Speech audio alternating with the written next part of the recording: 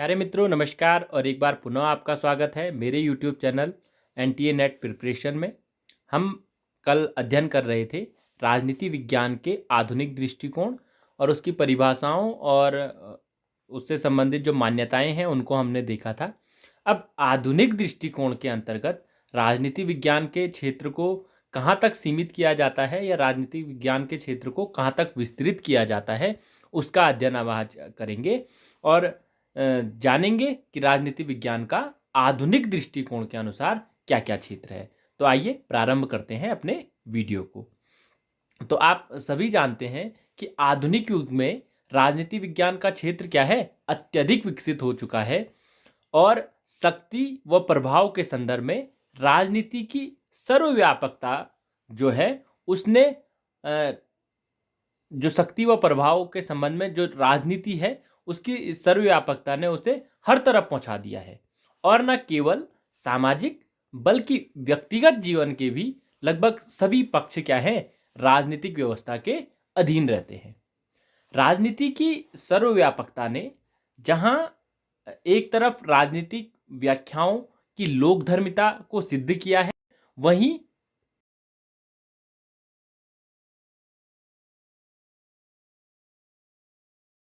अस्पष्टता व भ्रम को भी क्या है, पैदा किया है। इसके बावजूद भी राजनीतिक विज्ञान के क्षेत्र को राज्य प्रधान यानी कि राज्य के संदर्भ में और राज्येतर राज्य प्रधान व दूसरा राज्येतर यानी कि एक तो राज्य के भीतर या राज्य से संबंधित करते हुए और दूसरा राज्य से परे, तो दो संदर्भों में क्या है इसके क्षेत्र को हम देख सकते हैं। राज्य प्रधान के अंतर्गत क्या क्या चीजें आएगी उनको पहले समझ लेते हैं। राज्य प्रधान संदर्भ में राज्य की अवधारणाओं जैसे समाजवाद किसे कहते हैं, क्या है उसका, हम समाजवाद क्या है या कोई भी अवधारणा जिनका मैं नाम ले रहा हूं क्योंकि आगे आगे आने वाली कक्षाओं में और अगले जितने भी हमारे सत्र चलने वाले हैं उनमें हम एक एक करके इन पे बात करेंगे। तो समाजवाद है, लोकतंत्र, ये क्या है, राज्य की अवधारणाएं हैं। लोकतंत्र है, निरंकुश तंत्र है, धनिक तंत्र है, तानाशाही है। तो इन सब का क्या कौन सी है इनका हमको अध्ययन करना पड़ता है। इसके अतिरिक्त सरकार या संगठन संविधान वर्णित व वास्तविक व्यवहार संबंधी, यानी कि सरकार जो है और जो संगठन है उनका संविधान में कैसा वर्णन किया गया है और वास्तविक धरातल पर वो क्या काम करते हैं या कैसे कार्य करते हैं, इसको भी हमको जानना होता है। सरकारी पद व संस्थाओं के पारस्परिक संबंध, सरकारी पद यानी कि सरकार के नियंत्रण में जितने भी सेवाएं हैं उनके अंतर्गत जो कर्मचारी हैं, जो पद हैं निश्चित किए गए हैं वो, और उनके आपस में संबंध, अलग अलग जो विभाग हैं उनके आपसी संबंध को हमको देखना होता है। निर्वाचन एक महत्वपूर्ण, निर्वाचन यानी कि कैसे निर्वाचन किया जाए, कौन सी निर्वाचन प्रणाली को अपनाया जाए, निर्वाचन की कितनी प्रणालियां होती है, इन सबका अध्ययन किया जाता है। व्यवस्थापिका व न्यायपालिका के संगठनात्मक व प्रयोगात्मक पक्ष। संगठनात्मक मतलब व्यवस्थापिका क्या होती है, जो कानून का निर्माण करती है, और न्यायपालिका जो व्यवस्थापिका द्वारा बनाए गए व कार्यपालिका द्वारा लागू किए गए कानूनों का अगर कोई व्यक्ति उल्लंघन करता है तो उसको दंड देने का कार्य न्यायपालिका करती है। या यूं कह सकते हैं व्यवस्थापिका द्वारा निर्मित कार्यों की रक्षा का कार्य न्यायपालिका करती है। तो इनका संगठन यानी कि कैसे इनका निर्माण होता है, क्या क्या इसकी व्यवस्था है, कि जैसे हमारे भारत में बात करें तो व्यवस्थापिका है तो उसमें संसद है, संसद में 2 सदन है, लोकसभा है, राज्यसभा है। लोकसभा में 552 मैक्सिमम सदस्य हो सकते हैं, वर्तमान में 545 है। जो कोर्ट है तो सुप्रीम कोर्ट में कितने मैक्सिमम, अभी 30+1 था और उसमें अभी 2-3 न्यायाधीशों को और बढ़ा दिया गया है, तो मेरा ख्याल 33+1 की स्थिति आ चुकी है। और जब शुरू था तो शुरू में 8+1 कुछ इस प्रकार से न्यायाधीश हुआ करते थे। तो संगठनात्मक स्वरूप कि संगठन कैसा है, ऊपर सर्वोच्च न्यायालय है, नीचे उच्च न्यायालय हैं, बहुत सारे उनके नीचे जिला न्यायालय हैं। तो ये संगठनात्मक स्वरूप हुआ। और प्रयोगात्मक कि ये कार्य कैसे करते हैं, तो इन सबको भी देखने का कार्य राजनीति विज्ञान के आधुनिक दृष्टिकोण के अंतर्गत किया जाता है। इसके अतिरिक्त राज्य की व्याख्या से संबंधित राजनीतिक विचार व अवधारणाएं, राज्य की उत्पत्ति कैसे हुई है, राज्य क्रिया कैसे करते हैं, मतलब कार्य कैसे करते हैं अपने, राज्य के सिद्धांत क्या क्या हैं, राज्यपरक विचारधाराएं जैसे स्वतंत्रता क्या है, कैसे आई, कैसे इसका जन्म हुआ, और स्वतंत्रता का वर्तमान दृष्टिकोण क्या है, कहाँ स्वतंत्रता के प्रकार क्या क्या है, नकारात्मक स्वतंत्रता है, सकारात्मक स्वतंत्रता है, समानता है, अधिकार है, इन सभी चीज़ों का अध्ययन क्या है, राजनीति विज्ञान के आधुनिक दृष्टिकोण के अंतर्गत किया जाता है, यानी कि यहाँ तक इसका क्षेत्र है। अब जब राज्येतर परिप्रेक्ष्य में हम देखने का कोशिश करते हैं तो राज्येतर संदर्भ में राजनीति की प्रक्रियात्मक वास्तविकता, यानी कि राजनीति की प्रक्रियात्मक कि जो जो क्रिया कर रही है राजनीति, उसकी वास्तविकता क्या है, क्या जैसा वर्णन है वैसा ही वो कार्य कर रही है या फिर कुछ अलग। इसके अतिरिक्त राजनीति व्यवस्था के विभिन्न दृष्टिकोण जैसे संघात्मक है, एकात्मक है, इसके अलावा अध्यक्षात्मक है, संसद या फिर प्रधानमंत्री अध्यक्षात्मक है, या फिर आपका मंत्रिमंडलीय व्यवस्था है। तो इस प्रकार बहुत सारे दृष्टिकोण होते हैं, उनको मैं बार बार आपको बता रहा हूँ कि अगर किसी शब्द पर आपको कन्फ्यूज़न होता है तो आप उसका सिर्फ अर्थ भर क्या है खोजने की कोशिश करिए विकिपीडिया के माध्यम से या अन्य किसी माध्यम से, वरना उन सभी चीज़ों का अध्ययन हम धीरे धीरे करने वाले हैं। इसके अतिरिक्त राज्येतर संस्थाएं में क्या क्या आता है, राजनीतिक दल। राजनीतिक दल आपने जानते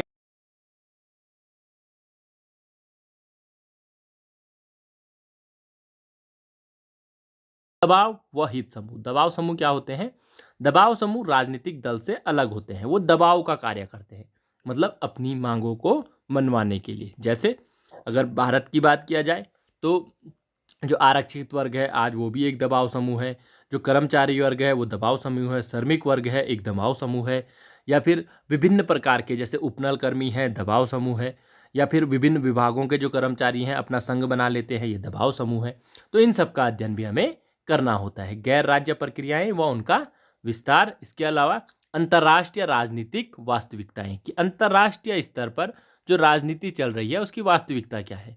अगर आज अमेरिका का क्योंकि अमेरिका में चुनाव हो रहे हैं और आप देख रहे होंगे कि अमेरिका में बार बार बात चल रही है बिडेन जीतेंगे या ट्रंप जीतेंगे, तो हम देख रहे हैं कि वहाँ चुनाव हो रहे हैं, किंतु इन चुनावों में क्या है विश्व के अन्य देशों का भी इंटरेस्ट होता है और वो अन्य देश भी क्या है इन चुनावों को प्रभावित करने की कोशिश करते हैं, क्योंकि जो अन्य शक्तिशाली देश हैं अगर उन्हें लगता है कि ट्रंप हमारे पक्ष में नीतियां बनाते हैं तो वो उनको क्या करेंगे, सपोर्ट करेंगे, और उन्हें लगता है कि ट्रंप हमारे पक्ष में नीतियां नहीं बना रहे हैं, हमारे जो रिलेशन है उन या जो हमारे आर्थिक हित हैं उनका कहीं ना कहीं वो उनको ख़राब कर रहे हैं, तो वो क्या है दूसरे पक्ष को मदद करते हैं। ऐसा सिर्फ अमेरिका नहीं बल्कि विभिन्न देशों के जो चुनाव होते हैं उसमें ये चलता रहता है। तो इसको भी समझने का कार्य अंतर्राष्ट्रीय राजनीति के आधुनिक दृष्टिकोण के अंतर्गत किया जाता है।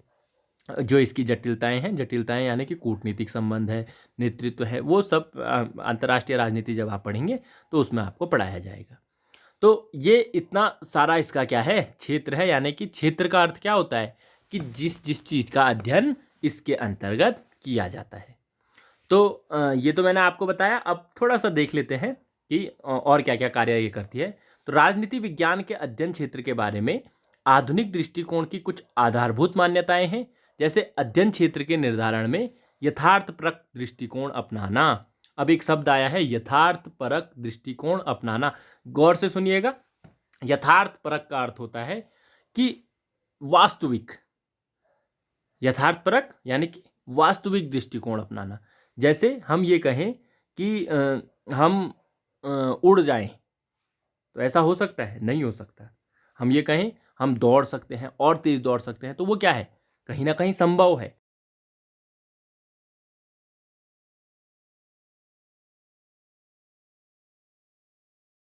हो सकता है, उसी को हम कहते हैं यथार्थपरक दृष्टिकोण। तो उसी के अनुसार क्या है अंतर्राष्ट्रीय राजनीति के आधुनिक दृष्टिकोण के अंतर्गत अध्ययन किया जाता है। जबकि जो परंपरागत दृष्टिकोण था वहाँ आदर्शवादी, आदर्शवादी यानी कि भावनाओं में बहना वाला दृष्टिकोण कि आपको सत्य बोलना चाहिए, आपको दूसरे का अहित नहीं करना चाहिए, इस प्रकार के जो भी भावनाओं में बहने वाले दृष्टिकोण है उसको अपनाया जाता था। इसके अतिरिक्त राजनीति विज्ञान की विषय वस्तु को अंतर अनुशासनात्मक, फिर नया शब्द आया है अंतर अनुशासनात्मक।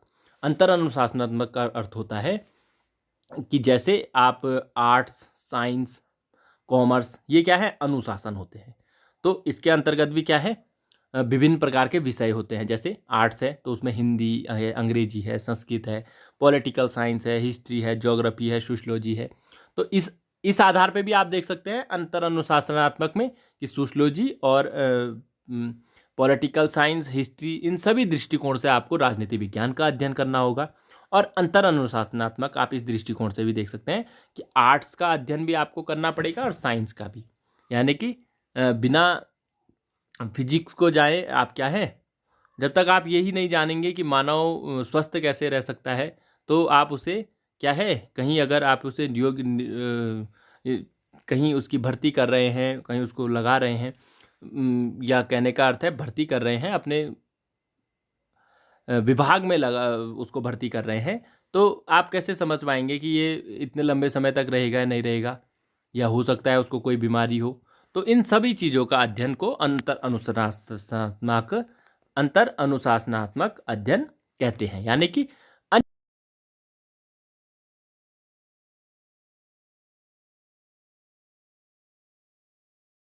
पॉलिटिकल साइंस समझ सकते हैं, या इतिहास को पढ़ना पड़ेगा तब पॉलिटिकल साइंस समझ सकते हैं।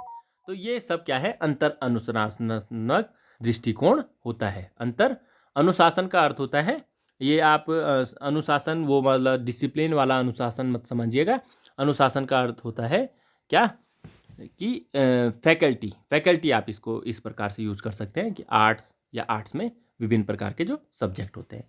तो ये दूसरा हुआ। इसके अतिरिक्त राजनीति विज्ञान के अध्ययन में वैज्ञानिक पद्धति, वैज्ञानिक यानी कि आप जानते हैं वैज्ञानिक यानी कि विज्ञान, और विज्ञान यानी कि जिसका क्रमबद्ध व व्यवस्थित अध्ययन किया जाए और कुछ सिद्धांतों पर निष्कर्ष के रूप में आया जाए, तो उस प्रकार के अध्ययन को हम राजनीति विज्ञान के आधुनिक दृष्टिकोण के अंतर्गत करते हैं। तो ये तो मैंने कुछ मामूली सी चीज़ें बताई। अब इसमें देखते हैं आधुनिक दृष्टिकोण के अनुसार राजनीति विज्ञान के क्षेत्र को निम्न बिंदुओं के अंतर्गत स्पष्ट किया जा सकता है। वो कौन कौन से बिंदु हैं? पहला है मानव के राजनीतिक व्यवहार का अध्ययन। इसमें क्या लिखा है आप उसको छोड़ ही दीजिए, उसको आप पॉज करके बाद में देख लीजिएगा। मानव के राजनीतिक व्यवहार का अध्ययन यानी कि मानव एक सामाजिक प्राणी है, मानव एक राजनीतिक प्राणी है। तो मानव के राजनीतिक यानी कि जो मानव का व्यवहार है वो जो राजनीति को प्रभावित करता है, उस व्यवहार का हमें अध्ययन करना होता है।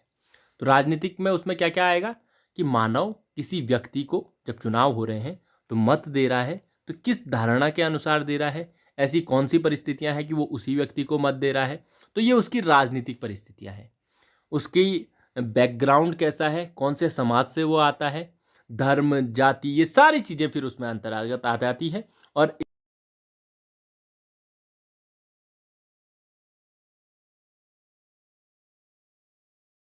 अनुशासनात्मक अध्ययन जो ऊपर आया था, अंतर अनुशासनात्मक अध्ययन, तो वो इसी कारण आया है।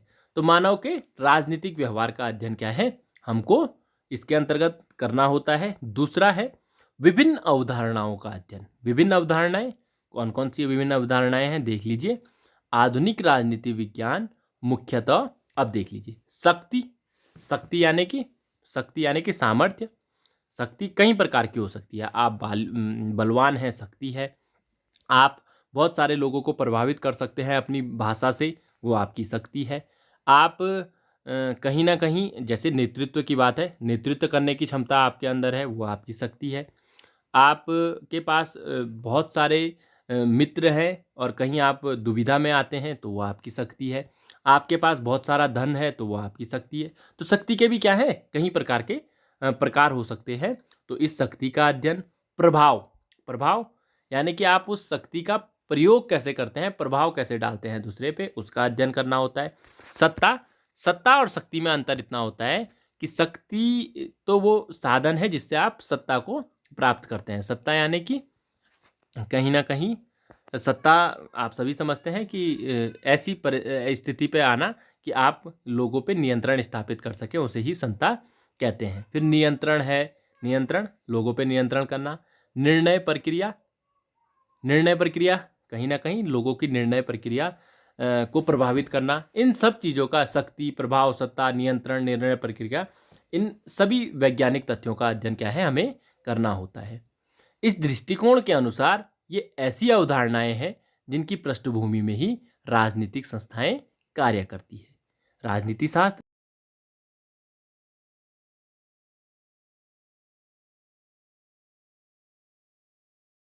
सत्ताओं का अनौपचारिक अध्ययन कहा गया है। तो विभिन्न अवधारणाएं, शक्ति, प्रभाव, सत्ता, नियंत्रण, निर्णय, इसको आप याद कर सकते हैं। इनका अध्ययन भी क्या है, राजनीति विज्ञान के आधुनिक दृष्टिकोण के अंतर्गत किया जाता है। अब तीसरा है, राजनीति विज्ञान समस्याओं एवं संघर्षों का अध्ययन करता है। वो संघर्ष नहीं होना चाहिए, समस्याओं एवं समाधान होना चाहिए। कि न केवल समस्याओं का अध्ययन राजनीति विज्ञान करेगा कि क्या क्या समस्याएं हैं, कहे देश में अशांति बढ़ती जा रही है, देश में जातिवाद बढ़ रहा है, देश में सांप्रदायिकता बढ़ रही है। आपने सिर्फ ये नहीं करना है कि ऐसा ऐसा हो रहा है, बल्कि उसके समाधान को भी खोजना है। इसलिए आधुनिक दृष्टिकोण कहीं ना कहीं परंपरागत दृष्टिकोण से एक कदम आगे है। तो राजनीतिक विज्ञान में समस्याओं एवं संघर्षों का अध्ययन और उसके समाधान भी खोजना, यह भी क्या है, राजनीति विज्ञान का क्षेत्र है। इस संदर्भ में प्रोफेसर डायक एवं पीटर ओडगार्ड राजनीति शास्त्र को सार्वजनिक समस्याओं व संघर्षों का अध्ययन क्षेत्र में शामिल करते हैं। उनके मत में मूल्यों एवं साधनों की सीमितता के कारण उनके विवरण की समस्या पैदा होने से तनाव व राजनीति का प्रारंभ हो जाता है और राजनीतिक दलों के अतिरिक्त विभिन्न व्यक्तियों व समूहों में तक क्या है, यह फैल जाता है। प्रोफेसर डायक ने राजनीति को सार्वजनिक समस्याओं पर परस्पर विरोधी इच्छाओं वाले पात्रों के संघर्ष की राजनीति कहा है। तो ये परिभाषाएं कहीं ना कहीं आपके अभी इतने आसानी से समझ में नहीं आएगी। आप सिर्फ ये समझ रहे कि राजनीति विज्ञान समस्याओं का ही अध्ययन नहीं करता है कि ये समस्याएं हमारे पास समाज में विद्यमान है, बल्कि उनके हल खोजने का प्रयास भी राजनीति विज्ञान करता है। और अंतिम जो बिंदु है, सार्वजनिक सहमति व सामान्य अभिमत का अध्ययन।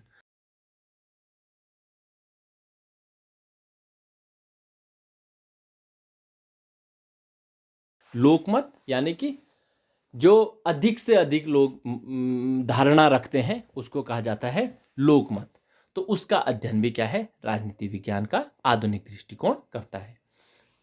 कुछ विद्वानों के मत में राजनीति विज्ञान सार्वजनिक समस्याओं पर सहमति व सामान्य अभिमत का अध्ययन करता है। उनके विचार में संघर्ष के लिए नहीं, वरन सामान्य सहमति व सामान्य अभिमत को प्रभावित करने के लिए होता है। बहुत अच्छी लाइन लिखी है कि संघर्ष के लिए नहीं, वरन सामान्य सहमति व सामान्य अभिमत को प्रभावित करने के लिए होता है। यानी कि अगर आप किसी से संघर्ष भी कर रहे हैं, तो जब भी आप देखते हैं, तो आप अगर किसी से बोलचाल में हो रही है, हाथापाई में हो रही है, लड़ाई हो रही है, तो क्यों हो रही है, कहीं ना कहीं किसी निर्णय पर पहुंचना चाहते हैं। आप उसके निर्णय से सहमत नहीं है, वो आपके निर्णय से सहमत नहीं है, इसलिए आप संघर्ष कर रहे हैं। और संघर्ष के माध्यम से आप चाहते हैं कि किसी एक निष्कर्ष पर निकला जाए, चाहे वो आपके मत को माने, चाहे आप उसके मत को माने, या दोनों मिलकर किसी एक नए मत को निकालें और उसका अनुपालन करें। तो संघर्ष के लिए नहीं, वरन सामान्य सहमति व सामान्य अभिमत को प्रभावित करने के लिए होता है। इसलिए एडवर्ड वेनफील्ड ने कहा है कि किसी मामले को संघर्षमय बनाने अथवा सुलझाने वाली गतिविधियों, समझौता, वार्ता, तर्क वितर्क, विचार विमर्श, शक्ति प्रयोग आदि सभी क्या है, राजनीति के अंग है। तो ये सब चीजें जब आप कर रहे हैं, चाहे आप समझौता कर रहे हैं, चाहे आप तर्क वितर्क, यानी कि कोई तर्क कर रहा है, कोई वितर्क, मतलब आप तर्क मतलब होता है कि सही तर्क देना, और वितर्क कुतर्क को वितर्क कहते हैं। तो चाहे आप वो कर रहे हैं, चाहे आप विचार विमर्श कर रहे हैं, चाहे आप किसी भी प्रकार की शक्ति का प्रयोग कर रहे हैं, तो ये सारे के सारे चीज क्या है, राजनीति के अंग है। इसलिए राजनीति के संदर्भ में मैं तो ये कहता हूं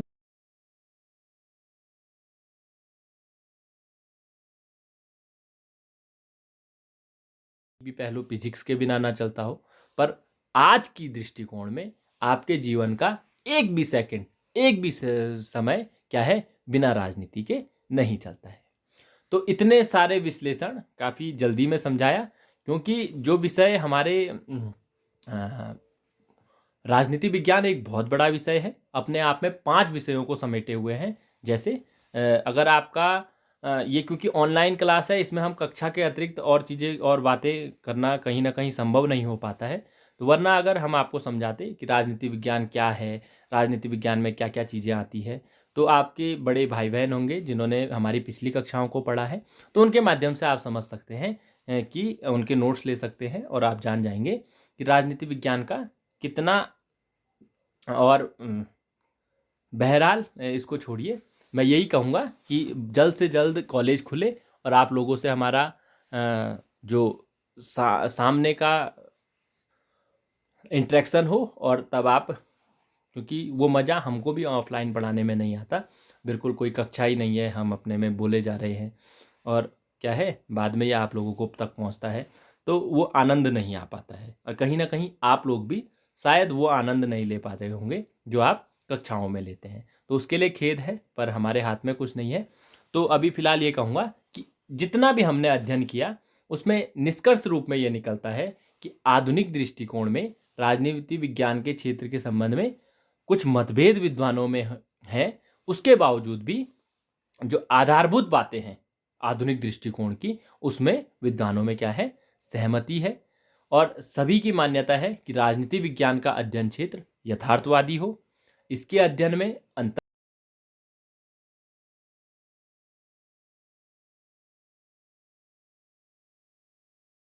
राजनीतिक शास्त्रियों का राजनीति विज्ञान में वैज्ञानिक प्रामाणिकता व सुनिश्चितता का दावा क्या है, अभी भी पूर्ण नहीं है। यानी कि हम इसको विज्ञान तो कहते हैं, पर जो दावे हम करते हैं, क्योंकि मानव व्यवहार क्या है, परिवर्तनशील होता है, इसलिए हम क्या है उस वैज्ञानिक निष्कर्ष पर नहीं पहुंचते हैं जैसा कि साइंस के विषयों में पहुंचा जाता है।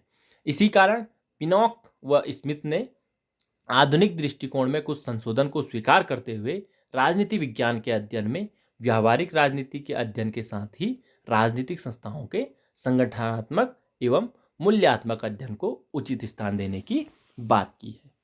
तो मुझे उम्मीद है कि आज का लेक्चर भी और दिन की भांति आपको अच्छा लगा होगा और आपके ज्ञान में कुछ ना कुछ वृद्धि इसने की होगी। और अगर सच में इसने वृद्धि की है तो वीडियो को अवश्य लाइक करें और अपने उन मित्रों को भी शेयर करें जिनके लिए लाभदायक हो सकता है। आप लोगों ने मुझे सुना, आप लोगों का बहुत बहुत धन्यवाद। और लगभग 5 कक्षाएं हम संचालित कर चुके हैं। कहीं छात्र हैं आप में से जिन्होंने अब तक चैनल को सब्सक्राइब नहीं किया होगा, तो आप चैनल को अवश्य सब्सक्राइब कर लें ताकि आगे आने वाली वीडियोस आपको सबसे पहले मिल सके। बहुत बहुत धन्यवाद।